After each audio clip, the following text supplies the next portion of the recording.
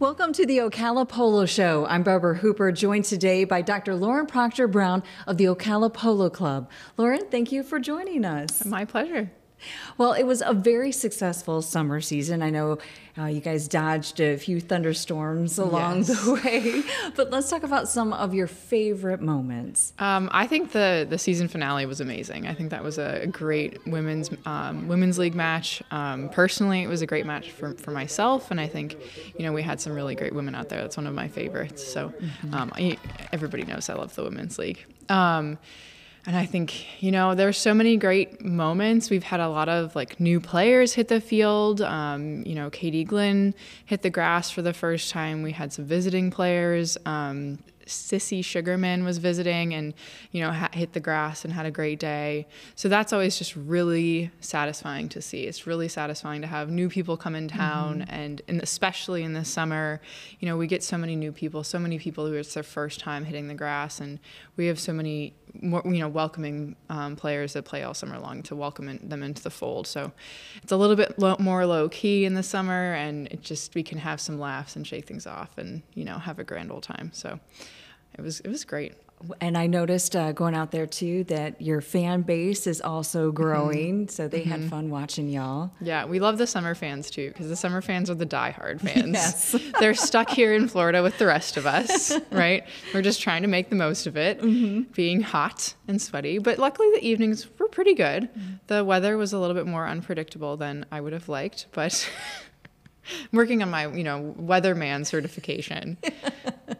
Come Saturday morning, everyone is asking me, what's going to happen? Yeah. Well, it's going to rain. Yeah. When? Oh, well, I now have my favorite weather apps, multiple. Which ones are the best? Oh, yeah. Which ones are optimistic and which ones are pessimistic? When does Mother Nature like polo? I'm not a very superstitious person, but I now say very strange things in regards to Mother Nature and polo. But I do think she likes us. Florida and summer, it's toss-up, I tell you. It is, but it's great. It was good. I think the evenings, on Saturday evenings, it's a nice time to play because it cools off. It's a good point in the week, and then it's all Sunday to rest, recuperate for the heat of the summer. It's perfect. Yeah. And I always loved the different themes. It was fun watching, every time you went out was something new and something fun, kept it entertaining. Tell me about some of your favorites. Well, Pirate Day was new, and I was so adamant that Pirate Day needed to happen. I think it rained out, and then I still made it Pirate Day and Pirates versus something day, which was really funny. So that was fun. It was fun to see people come out in Pirates and get really behind that. So that was good. My favorite is always Life's a Beach Day. The beach day, yes. So because there might have been a pool and hand grenade water balloons and floaties. Yep. I feel like it's just carte blanche to have a little bit of fun. So they were quite large floaties. As you recap this season, we can't leave out your Players Awards, and tell us all about that. Yeah, so I don't think that the spectators know this, but there's a players bracket. So every time we play, every time you win, every time you get best playing pony of a horse that you've trained or won MVP, they're accumulating points throughout the season because we really want to reward somebody who's worked hard and done really well for the whole season. So, I was really proud that this summer season, the player of the season was Lupe Castro. Oh, okay. And I think, some people see that he's a regular, and Lupe has worked very hard in polo for a very long time. And he is just such a stalwart. He is so consistent and he's always there. And, sometimes in a pinch, Lupe will not always find the goal when things get down to the wire, which is probably why he's not highly rated. But I think he did have a really good summer. Okay. There were quite a few matches where he won a very well-deserved most valuable player.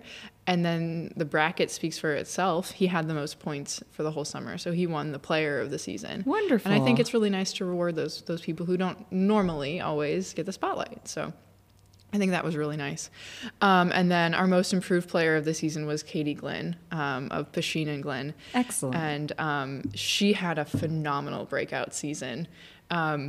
She, for her first season on grass, she's only been playing polo for less than a year and then finally hit grass this summer and just really likes to go fast, which is amazing. She's really figuring it out, really figuring out the strategy. So it's nice to reward somebody who is working hard and really learning. But, obviously she's at the beginning of her polo career. So it was really nice to give her the most improved player of the season. And then I guess I get to talk about myself because I won the Women's Player of the Season award. Awesome. So there's no nepotism there. It's points in a all bracket. points.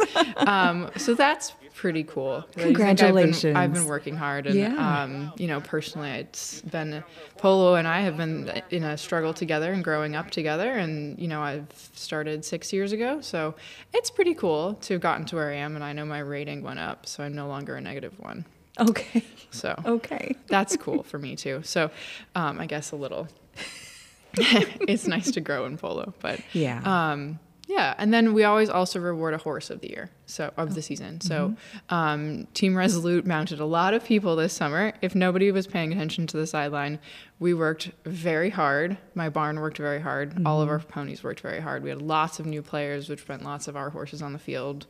And our favorite, Basil Hayden's Rye, won the horse of the season because he won the most best playing ponies. So that was really nice too, because he is a favorite. He is a very good boy. Why is he a favorite? He's named after something, a bourbon that's very smooth. Okay. He is very smooth. He is so steady. He can go out and take Katie and other beginners on the field, and they will have a very solid, very easy chukker. And then, you know, David or I can take him out and really open him up and have a very, very, very good chukker and do everything on the field. So he's one of those very unique horses that he works very well for beginners, and he also plays well for a more experienced player. And that is more rare of a horse. Well, what a great season. Make sure to stay with us. We're going to take a quick break, and when we come back, we'll talk about the upcoming winter season.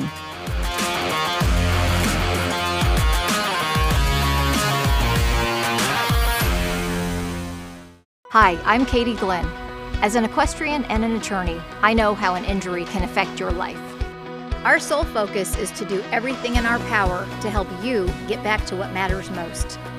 As lifelong residents of the horse capital, our family has served Ocala, Marion County for more than 75 years. If you've been injured, don't let an accident keep you from doing what you love. Call Piccin Glynn. Experience and care when you need it most. Hi, I'm Dr. Lauren Proctor-Brown. Now your horses can benefit from the same expert veterinary care as Ocala Polo's Team Resolute. At Resolute Equine Sports Medicine, we offer a whole horse approach, specializing in advanced equine dentistry, spinal manipulation, acupuncture, and integrative medicine. Ensure your horse is feeling and performing at their very best. Contact Resolute Equine Sports Medicine today.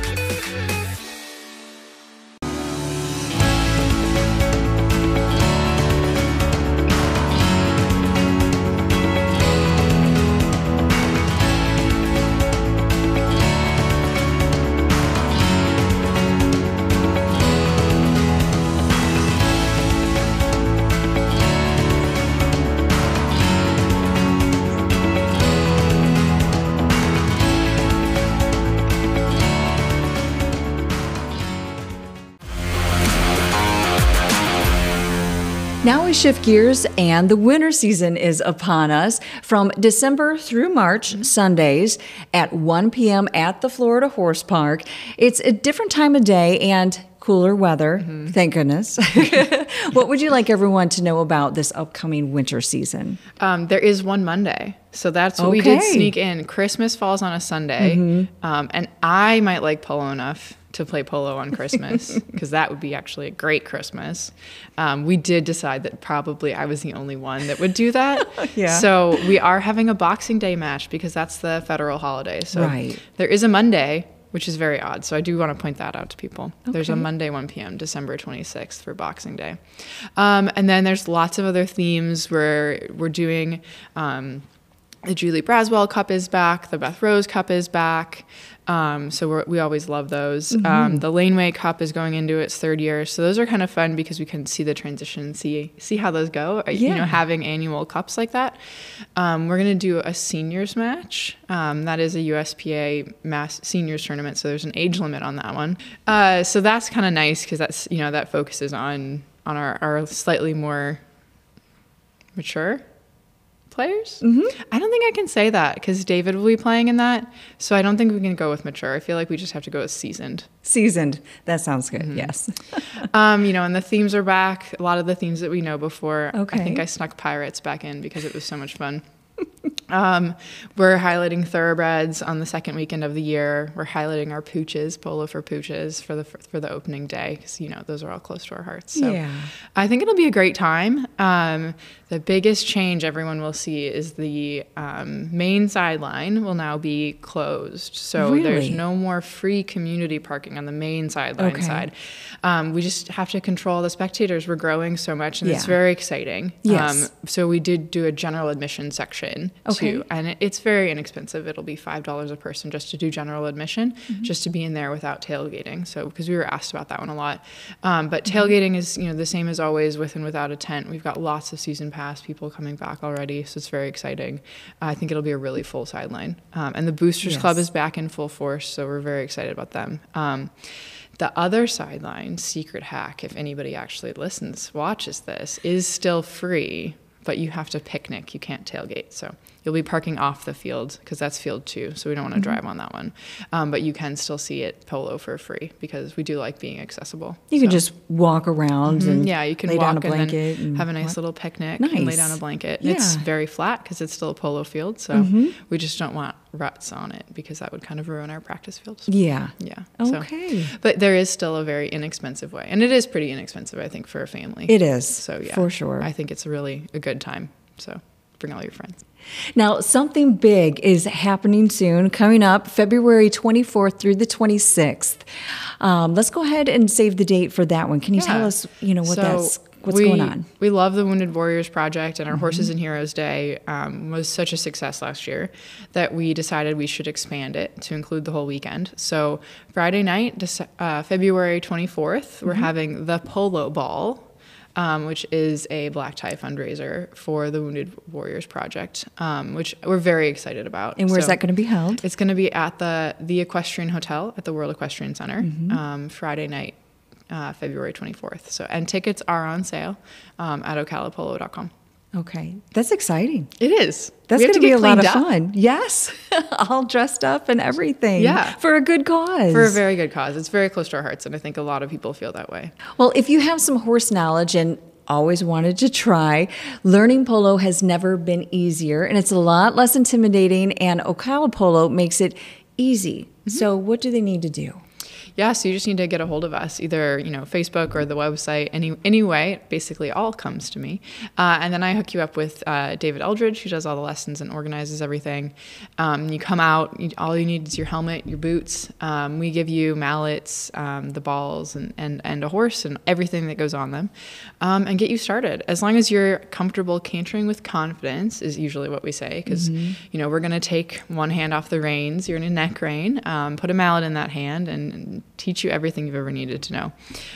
We have people that have started, the dressage riders, hunter riders, jumpers, people that have just kind of always been riding their backyard pony, the little girls that just rode bareback from 4, right, and never had any traditional training. We have a Grand Prix dressage rider who, when she comes into town, takes a polo lesson while she's also training for her Grand Prix horses. So I think that's pretty cool. Eventers, and it's very cool. I do think it makes you a better rider in general for any discipline. But it just doesn't need to be intimidating. It's very fun. We have a great group of people that are very encouraging at any age. I mean, we've taught kids as young as 10 to 70-year-olds, as long as you're comfortable on a horse and still comfortable enough to, want to do a contact sport. It's quite fun. I remember talking to David one time a year or two ago about it, and he said that he gets this question a lot of, well, I don't want to hurt the horse with having a mallet in hand. And he had a great response. What's your response? Because I know you two will probably have the same one. It's funny. So I've learned this a little bit from him and watching more people over the last, 3-4 years. Women always say that. Women are always so nervous to hurt the horse, which I appreciate. I understand. Yeah. And we're also a little bit tighter. So we all respond a little differently. And they'll kind of stop their strokes so that they don't hurt the horse. You won't. The cane of the mallet is pretty flexible. That part doesn't really hurt them per se, and we teach you right away how to swing the stroke. And what you don't appreciate on the sideline is how we're going about things is so that they don't get hurt. That's why they have draw reins on. Their heads can't turn into the stroke. And these are all seasoned polo ponies, so they know what it feels like to have a beginner on their back. You know, they're not going to get in your way. They're going to let you take your first couple of strokes and figure it out. So you're really not going to hurt them. We won't let you. The men are different. The men just go out there like it's a golf club. They're different riders, and they're different about how they approach it. They're more competitive, and they get the stroke down, and they want to use a lot of muscle. And they maybe don't take very good strokes at first because of the way they're doing it. And they're just they just approach it from two different sides. But it's both fun. That's interesting. And then watching both learn and develop and grow. And especially once it gets onto the field and they get competitive too. It's funny. We're always often trying to calm the men down. They don't have to save the world. They don't have to play the whole team. There's 4 members of a team. Yeah. Don't try to be everywhere. Each has their responsibility. And then the women, sometimes it's not, and this isn't exclusive to gender, obviously, but it's pushing them into the play and getting them into the scrum. And, and getting them a little bit more feisty. I've seen some feisty female players. It's fun to watch. Once you tell us we're allowed to, then gloves off, right? Yes. Once you say it's fine. Yeah. And then it is fun to see different disciplines and to get them to relax on a horse. Oh, sure. I bet that's a whole nother aspect of it too. It's like my favorite thing to go up to like a hunter or a dressage rider and just be like, just shake it out. Just slouch. Just no one's judging you here. Right. There's no judgment. It's no judgment zone. Yeah. Like, you're not going to look cute at first when you're doing this. And then you hit the ball really well and it doesn't matter. And they're like, yeah. Yeah, exactly. It's really fun. It is a really cool way. I mean, I was a D1 athlete, so I'm pretty competitive, and it was the ultimate team sport. So like, I like a team and I like making a team and holding a team together. But it's really cool because so many other horse disciplines, you just don't get that. Right. It's not a team sport. It's you and the horse. And this is you and the horse in like the most incredible way. This is the sport where I felt like the most connected to my horse. Plus 3 of your favorite people, right? Or 8 of your favorite people, right? Like, we have great groups of players on the field. Yeah. So I really love the team dynamic, and I really love the culture of the club that's, developing, and the spectators on the sideline. I think it's a great time. It's fun hearing them cheer for their favorite players, the favorite horses. Betty White is back. Oh, good. That's good to hear. She's fun to watch too, that little pony. Yes, she's good. I think it's great. I think it's really your hometown horse people. That's what we want it to be, right? Love it. Even if you're not from Ocala. It's your hometown. So how can they contact you? The website? Yeah, ocalapolo.com, and we're on Facebook at Ocala Polo as well, and Instagram. Perfect. All right. Well, thank you so much for joining us, Lauren. It's a pleasure. And thank you for joining us. See you at the field.